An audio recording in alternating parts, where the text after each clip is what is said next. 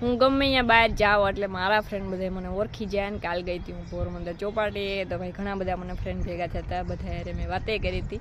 અને કાલે સવારે 11 વાગ્યાથી ભાઈ 12-1 વાગ્યા સુધી તો બધા મને ઓળખી ગઈ કે હા આ તો ઓલા જ બેન છે કે નહીં, રવિના મકવાણા વિડીયો બનાવે.